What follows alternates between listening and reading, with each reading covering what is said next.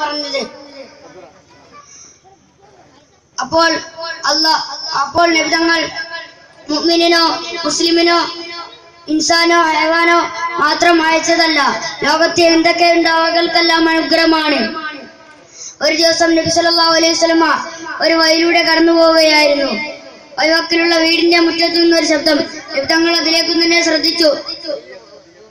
പോയത് ഒരു ബന്ധസ്ഥനായ പുള്ളിമാൻ വിളിക്കുന്നു, യാ റസൂലല്ലാഹ്, ഞാൻ അടുത്ത ദിവസം പ്രസവിച്ചൊരു പുള്ളിമാനാണ്.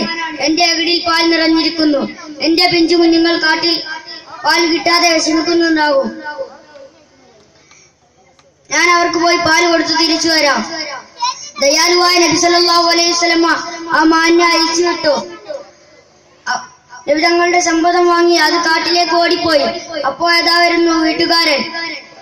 ആരടാ എന്റെ മാനിനെ അയച്ചു വിട്ടതെന്ന് പറഞ്ഞ് നബി തങ്ങൾക്ക് നേരെ കൈ ഉയർത്തി വന്നു. പുന്നാരനെ പുഞ്ചിരിച്ചുകൊണ്ട് ചോദിച്ചു, മാൻ തിരിച്ചു വന്നില്ലെങ്കിൽ അടിച്ചാൽ പോരെ? അദ്ദേഹത്തിന് ഒന്നുകൂടി ദേഷ്യം കൂടി. അദ്ദേഹം ചോദിച്ചു, കാട്ടിൽ നിന്ന് പിടിച്ചു കൊണ്ടുവന്ന മാനിനെ കാട്ടിലേക്ക് തന്നെ അയച്ചു വിട്ടാൽ അത് തിരിച്ചു വരികയോ?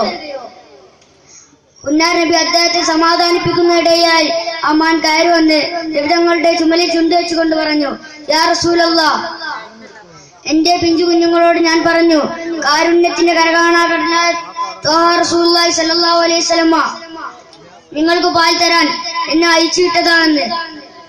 അപ്പോൾ ആ കുഞ്ഞുങ്ങൾ പറയുകയാണ്, ആ നബി ഞങ്ങൾക്കും കാരുണ്യവാനല്ലേ എന്ന് പറഞ്ഞുകൊണ്ട് പാൽ അല്പം കൂടുതൽ കുടിക്കാൻ നിന്നതാ, എന്നോട് ക്ഷമിക്കണം.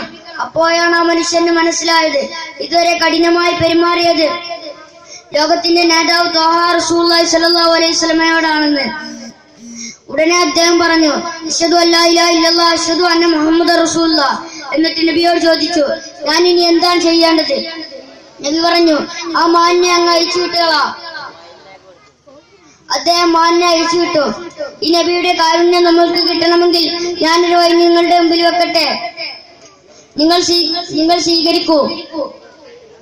ആ നബി തങ്ങളുടെ സുന്നത്തും സലാത്തും നിങ്ങളുടെ ജീവിതത്തിൽ പാരത്രികമാക്കുക.